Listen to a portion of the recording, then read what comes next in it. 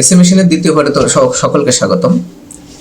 আজকে আমরা AC machine 1 এর প্লাস 2 নম্বর পার্ট নিয়ে আলোচনা করব। আমরা জানি এটা ম্যাথমেটিক্যাল পার্ট চলতেছে, তো সেক্ষেত্রে আমরা লেকচার 2 তে তোমাদের এসি মেশিন 1 এর 5 অধ্যায় নিয়ে আলোচনা করব। আমরা গত ভিডিওতে 2 অধ্যায় নিয়ে আলোচনা করেছিলাম এবং সেখানকার সকল ম্যাথসের ফর্মুলাগুলো আমরা দেখেছিলাম, ম্যাথগুলো করেছিলাম। তো আজকের এই ভিডিওটা আমরা পঞ্চম অধ্যায়ের জন্য তৈরি করছি। তো আশা করি পঞ্চম অধ্যায় নিয়ে কোনো প্রবলেম থাকবে না আফটার ওয়াচিং দিস ভিডিও। ওকে,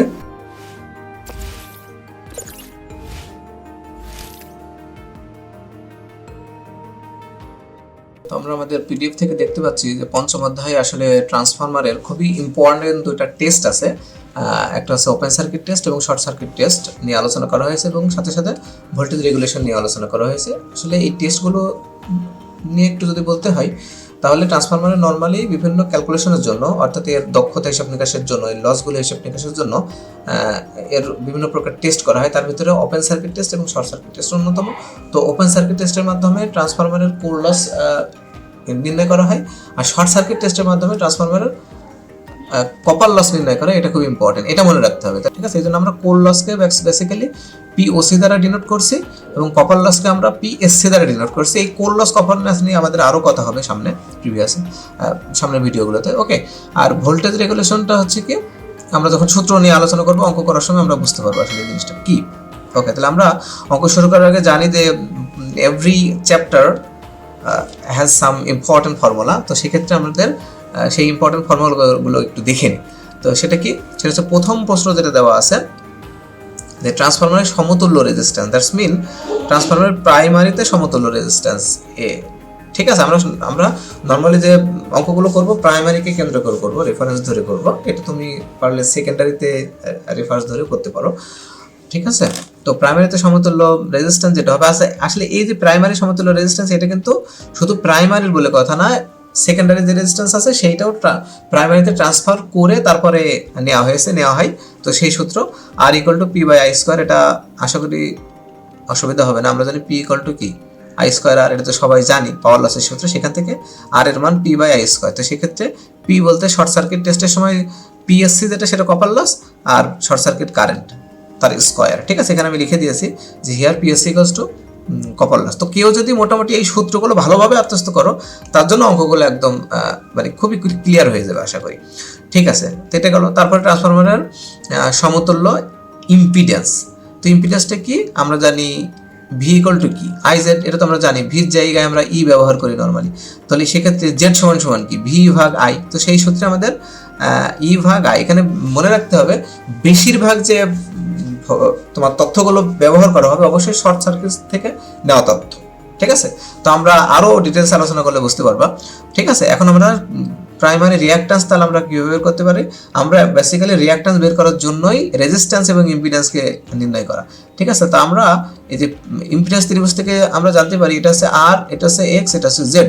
সেক্ষেত্রে পিথাগোরাসের উপপাদ্য যদি তুমি প্রয়োগ করো তাহলে you will find out the reactance. তো X equal to root over Z square minus R square, that's mean অতিভুজ স্কোয়ার মাইনাস ভূমি স্কোয়ার, সেই সূত্র। তাহলে এক্ষেত্রে এক্স ইকুয়াল টু এই যে এক্স ই প্রাইম বলতে প্রাইমারির সমতলের জন্য একবার একটা প্রাইম দেওয়া হয়েছে, root over Z square minus R square. Okay, এবার প্রাইমারি কারেন্ট, এটা তো গত ভিডিওতে আমরা দেখেছিলাম, KV into 1000 divided by EP. Okay, এখন সবচেয়ে ইম্পর্টেন্ট বিষয় হচ্ছে নো লোড ভোল্টেজ।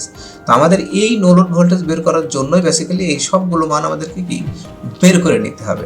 তো সেটা সূত্রটাকে আমরা একটু দেখে নিই। সূত্রটা হচ্ছে no load voltage equals to will be root over full load cos theta plus I R square. মনে রাখতে হবে কজের সাথে সবসময় আর এর সম্পর্ক। যারা আমাদের টিডির ম্যাথ দেখেছো, মানে 15 অধ্যায়ে যে ম্যাথগুলো রয়েছে টিডির, সেই 15 অধ্যায় থেকে তোমরা দেখে আসছো যে এরকম একটা সূত্র আমরা দেখেছিলাম, জাস্ট বেসিক্যালি একই সূত্র।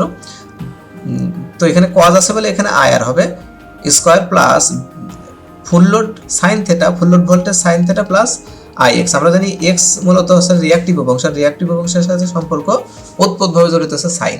ঠিক আছে, আর আর হচ্ছে আনুভূমিক উপাংশ, তার সাথে জড়িত হচ্ছে কজ। তাহলে আশা করি তোমরা বুঝতে পেরেছো। আর যদি ল্যাগিং হয় তাহলে এখানে হবে প্লাস, আর যদি লিডিং পাওয়ার ফ্যাক্টর হয় তাহলে এখানে হবে কি মাইনাস। জাস্ট এতটুকুই পার্থক্য, আর কোনো পার্থক্য নেই। আমাদের বেসিক্যালি বের করতে হবে ভোল্টেজ রেগুলেশন এবং দক্ষতা, এই দুইটা জিনিস আসলে বের করতে হবে, এই জন্য আমাদের এই সবগুলো বের করা। তো ফুল লোড ভোল্টেজ বেসিক্যালি দেওয়া থাকবে, আমরা অঙ্ক করার সময় এটা বুঝবো কোনটা ফুল লোড, ঠিক আছে। আর নো লোড ভোল্টেজ আমাদেরকে বের করতে হবে এই সূত্রের সাহায্যে। ওকে, তাহলে ভোল্টেজ রেগুলেশনের সূত্র হচ্ছে no load voltage minus full load voltage divided by full load voltage into 100। এখন প্রশ্ন হলো ভোল্টেজ রেগুলেশন আসলে বিষয়টা কি? বিষয়টা খুবই সিম্পল। মনে করো যে তোমার একটা ট্রান্সফরমারের সেকেন্ডারিতে ওয়াইন্ডিং রয়েছে, ঠিক আছে। আমার লোড তো এই জায়গায়, তাই না? লোড ডান পাশে, কিন্তু তো সেকেন্ডারি ওয়াইন্ডিংটা রয়েছে এখানে। মনে করো যে 440 ভোল্টেজ সে উৎপন্ন করলো এই কয়েলের মাধ্যমে, কিন্তু লোডে কিন্তু গেল 400 ভোল্ট। তাহলে বলো তো বাকি কোথায় চলে যাবে? বাকি কিন্তু অবশ্যই এখানে ড্রপ হবে একটা, ঠিক আছে। তো সেক্ষেত্রে আমার এখানে কতটুকু কমে গেল বলো তো? হ্যাঁ, এখানে কিন্তু 40 ভোল্ট কমছে। কার জন্য? আমার কিন্তু কমেছে, দেখো 440 ভোল্ট থেকে আমার কমে গেছে কত ভোল্ট? 40 ভোল্ট অনলি কমে গেছে। তাহলে সেক্ষেত্রে 1 ভোল্টে কত ভোল্ট কমবে এবং 100 ভোল্টে কত ভোল্ট কমবে শতকরা, এইটাই মূলত ভোল্টেজ রেগুলেশন। আশা করি বুঝতে পেরেছো। অর্থাৎ 100 ভোল্ট উৎপন্ন হলে তাতে কত পার্সেন্ট কমে যায়, সেটাই মূলত ভোল্টেজ রেগুলেশন। ফাইন, তাহলে এইটা গেলে একটা বিষয় আমাদের ভোল্টেজ রেগুলেশন নির্ণয় করতে হবে। আর একটা নির্ণয় করতে হবে দক্ষতা। আমরা জানি দক্ষতা মানে আউটপুট ডিভাইডেড বাই ইনপুট। তো সেক্ষেত্রে আমাদের আউটপুটের সূত্র তো আমরা আগেই জানি, প্রথম থেকে জেনে আসছি। এটা TD1-এ তোমরা যারা করে আসছো, ভিডিওগুলো দেখে আসছো, তারা খুব ভালোভাবে বুঝবা, ঠিক আছে। আর আমি এখানে সমস্যা না, আমি এখানে বুঝিয়ে দিচ্ছি। তো আউটপুট আমরা জানি আউটপুট মানে কেভিএ ইন্টু cos θ, অর্থাৎ কেভিএ এর সাথে পাওয়ার ফ্যাক্টর গুণ করলে আউটপুট পাওয়া যায়। এটা আমরা দেখে আসছি পাওয়ার ত্রিভুজ থেকে। আমরা জানি পাওয়ার ত্রিভুজ, এটা যদি কিলোওয়াট হয় এটা হচ্ছে কেভিএ, আর বাকিটা কে ভার। তো কে ভার নিয়ে আলোচনা যেহেতু করার দরকার নাই, আমাদের লাগে না বলে এটা আমরা বাদ দিলাম। আর এটা হচ্ছে থেটা। এখন বলো তো আমাদের আউটপুট মূলত এইটা, ঠিক আছে। তাহলে সেক্ষেত্রে আমাদের cos θ মানে কি বলো তো? রাইট, cos θ মানে ভূমি বাই অতিভুজ। ভূমি বলতে কিলোওয়াট আর অতিভুজ হচ্ছে কেভিএ। Very simple. এই কিলোওয়াটটা যদি আমরা বের করতে চাই তাহলে কি হবে বলো তো? রাইট, কেভিএ ইন্টু cos θ, তাই না? দ্যাটস মিন এই কিলোওয়াটটাই তো মূলত আউটপুট। এখন এই আউটপুটটা তুমি কিলোওয়াটে বের হবে, পরবর্তীতে তুমি এটাকে ওয়াটে করে দিতে পারো, ঠিক আছে। অর্থাৎ এই cos θ বলতে পাওয়ার ফ্যাক্টর। এখন কেভিএ এর সাথে যদি আমরা পাওয়ার ফ্যাক্টর গুণ দিই তাহলে আমরা আউটপুটটা পাবো, এবং তার সাথে লস যোগ দিলেই তো আমাদের ইনপুটটা পেয়ে যাচ্ছি আমরা, তাই না? তো সেক্ষেত্রে আমরা দেখি যে আউটপুট কেভিএ cos θ। আর একটা নতুন টার্মের সাথে তোমরা পরিচিত হবা, যেটাকে আমরা বলছি এক্স, যেটাকে আমরা বলছি লোড ফ্র্যাকশন। দ্যাটস মিন এটা হচ্ছে কত গুণ লোড। নর্মালি যদি বলে রেটেড লোড, তার মানে সেটা 100% লোড। যদি বলা হয় রেটেড লোডের 1.5 গুণ, অর্থাৎ 150% লোড অ্যাকচুয়ালি। আবার এরকম বলতে পারে যে 1/4 গুণ রেটেড লোডের। তখন এই যে গুণের যে বিষয়টা, এই যে যত গুণ বলবে, বা সমস্ত 1/2 গুণ, এই যে গুণের যে বিষয়টা বলতেছে, এইটাকে বলে লোড ফ্র্যাকশন। ফ্র্যাকশন মানে ভগ্নাংশ, এটাই হচ্ছে সেই ভগ্নাংশ। তো অঙ্কে আমাদের দেওয়া থাকবে, এটা মেবি মানে 5 অধ্যায় রয়েছে এবং 6 অধ্যায় আরও বেশি আছে এই অঙ্কগুলো। এই জন্য আমি এখানেই তোমাদের সাথে পরিচয় করিয়ে দিলাম ওই লোড ফ্র্যাকশন, যদিও আমাদের এই অঙ্কে লাগবে না আপাতত, আমরা আজকে যেটা করব। ওকে, ঠিক আছে। তাহলে আউটপুট আমরা পেয়ে গেলাম। তাহলে ইনপুট তাহলে কি হবে? ইনপুট হবে আউটপুট প্লাস মোট লস, আমরা এটা জানি।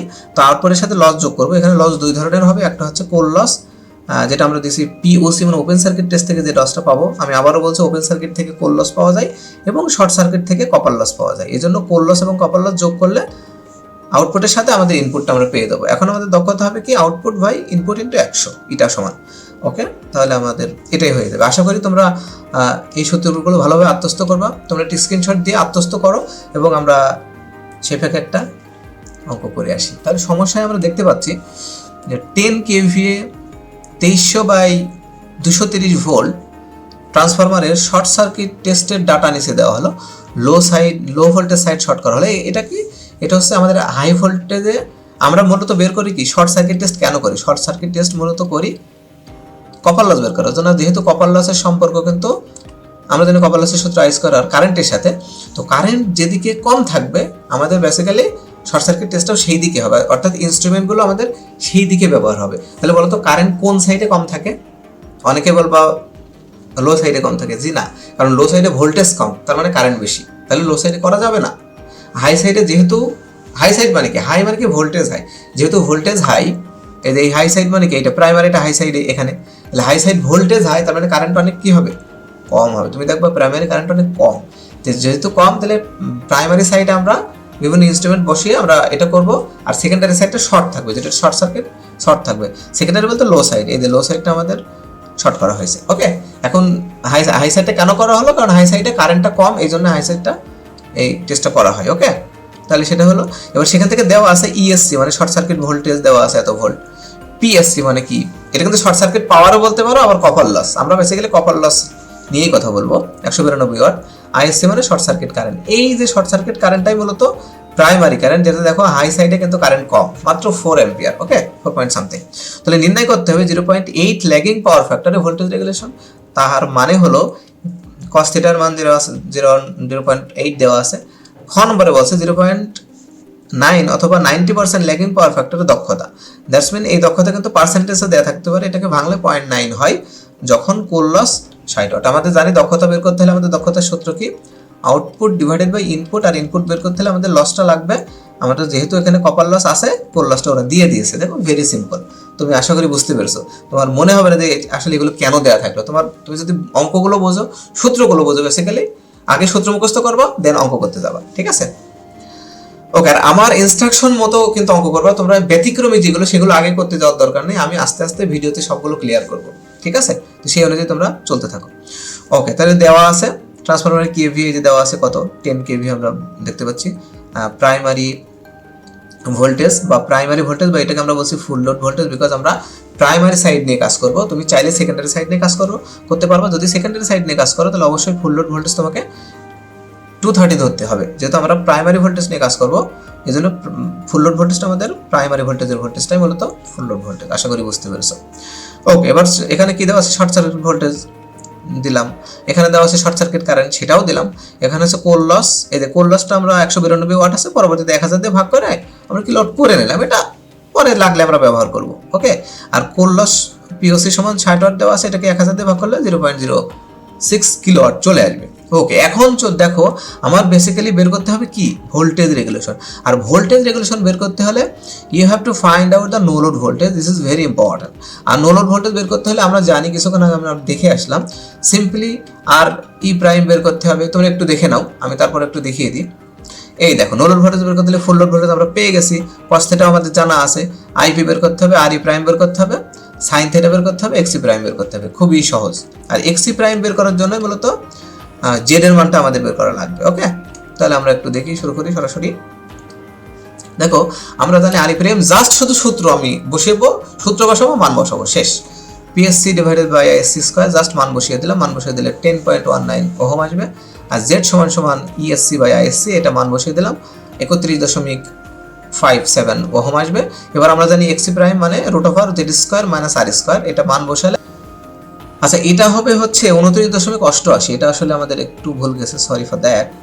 তাহলে আমরা পেয়ে গেলাম সাইন থিটা মানে আমরা জানি এখানে পাওয়ার ফ্যাক্টর দেওয়া আছে, cos থিটা মানে 0.8, সাইন থিটা মানে √1 মাইনাস cos স্কয়ার থিটা, এটা তোমরা জেনে আসছো তোমাদের চাইল্ডহুড থেকে। ওকে, 1 মাইনাস 0.8 স্কয়ার দিলা 0.6 হয়। Okay, very fine. এবার প্রাইমারি কারেন্ট আমাদের লাগবে, তো KV into 1000 divided by EP আমাদের হবে 4.35। ওকে, তো সেক্ষেত্রে আমাদের এখন নো লোড ভোল্টেজটা লাগবে। আমরা জানি কেন লাগবে, ভোল্টেজ রেগুলেশন আমাদের বের করতে হবে, তাই তো নো লোড ভোল্টেজ যদি হয় তাহলে আমাদের সূত্রটা বসিয়ে দাও মুখস্থ। আশা করি বুঝতে পেরেছো। Full load cos theta plus IP R E prime whole square, full load sin theta plus IP XE prime whole square. এখন এটাকে জাস্ট আমরা মান বসিয়ে দেবো। ওকে, তাহলে আমরা মান বসাই। তো ফুল লোড ভোল্টেজ হচ্ছে 2300 ইন্টু cos থিটার মানটা 0.8 প্লাস আইপি হচ্ছে 4.35 ইন্টু আমাদের আর ই প্রাইমের মান আমরা বের করেছি, এই যে উপরে দেখা যাচ্ছে 10.19 whole square plus 2300 cos sin থিটার মান 0.6 প্লাস এখানে হবে আইপি এর মান 4.35 ইন্টু 29.88 হোল স্কয়ার। এন্ড এইটাকে ক্যালকুলেশন করলে এইটা হবে। এখন এইটা আমি যেভাবে ক্যালকুলেশন করব, তোমরা যদিও পারো, কারণ TD1 এ এই ধরনের অঙ্কে আমরা ক্যালকুলেশন দেখেছিলাম, তো আমি যেই ফরম্যাটে ক্যালকুলেটরে বসাবো ঠিক সেই ফরম্যাটে তোমরা বসাবা। Ready to go. ওকে, তোমরা প্রথমে ডাবল ব্র্যাকেট দাও। আচ্ছা দেওয়ার পরে 2300 বসাও। ওকে, 2300 ইন্টু বসাও 0.8 বসাও, তো আমি জাস্ট এইভাবে দিচ্ছি। ব্র্যাকেট শেষ করো, প্লাস আবার ব্র্যাকেট শুরু করো, 4.35 বসাও ইন্টু আবার 10.19 বসাও, ব্র্যাকেট ক্লোজ করো, আবার ক্লোজ করো, দিয়ে হোল স্কয়ার দাও। আশা করি বুঝতে পেরেছো। প্লাস এগেইন একই রকম ভাবে double bracket 2300 into 0.6 bracket close, আবার প্লাস আবার ব্র্যাকেট শুরু 4.35 ইন্টু 29.88 ব্র্যাকেট ক্লোজ, আবার ব্র্যাকেট ক্লোজ দিয়ে হোল স্কয়ার দিয়ে একটা সমান প্রেস করবা, যাই হবে কিচ্ছু প্রেস করার দরকার নেই, রোড প্রেস করবা, সমান প্রেস করবা, করলে দেখবা এই মানটা আসবে। যদি এই মানটা আসে তাহলে ইউ আর সাকসেস। ওকে, তাহলে 24.14। আর সবসময় মনে রাখবা যে ফুল লোড ভোল্টেজ থেকে কিছুটা হলেও সে বেশি ভোল্ট হবে, যেহেতু ফুল লোড 2300 রয়েছে আর এটা 2400, তার মানে তুমি ধরে নিতে পারো এটা তোমার সঠিক রয়েছে। ওকে, এবার ভোল্টেজ রেগুলেশনের সূত্র আমরা বসিয়ে দেবো। ভোল্টেজ রেগুলেশন আর is equal to no load voltage minus full load voltage divided by full load voltage into 100 সূত্র। তাহলে জাস্ট মানটা বসিয়ে দিলাম, বসিয়ে দিলে দেখবো 4.9%। ওকে, তাহলে এটা গেলো আমাদের হচ্ছে ভোল্টেজ রেগুলেশনের সূত্র। এখন চলে আসো, জাস্ট আমরা লাস্ট স্টেপে রয়েছি। এখন লাস্ট স্টেপে আমাদের দেখা যাচ্ছে দক্ষতা আমাদেরকে বের করতে হবে। তাহলে আমরা খ নম্বরে যেহেতু আরেকটা পাওয়ার ফ্যাক্টর দেওয়া আছে 90%, দ্যাটস মিন এটাকে পার্সেন্টেজে ভাঙলে 0.9 হয়। ওকে, তো ট্রান্সফরমার আউটপুট, দেখো আউটপুট আমরা বের করবো, যেহেতু কেভিএ দেওয়া আছে, কস থিটাও দেওয়া আছে, তো কেভিএ ইন্টু কস থিটা, এটা কিলোওয়াটে আমরা রাখলাম, কিলোওয়াটে থাকুক সমস্যা নাই। ওকে, তো 10 ইন্টু 0.9 হলে 9 কিলোওয়াট হবে। ওকে, এখন ট্রান্সফরমার ইনপুট কি হবে? ইনপুট হবে আউটপুট প্লাস দুইটা লস। দুইটা লস কি আছে? Core loss plus copper loss. Very simple.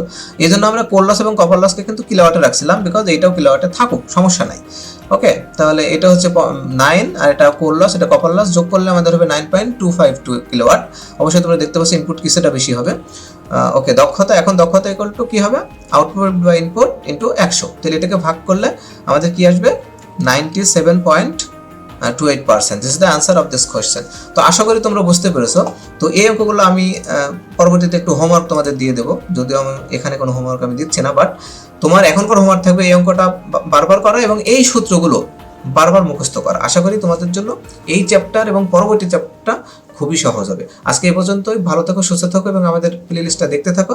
আশা করি ভালো কিছু হবে। আল্লাহ হাফেজ। আসসালামু আলাইকুম ওয়া রাহমাতুল্লাহি ওয়া বারাকাতুহু।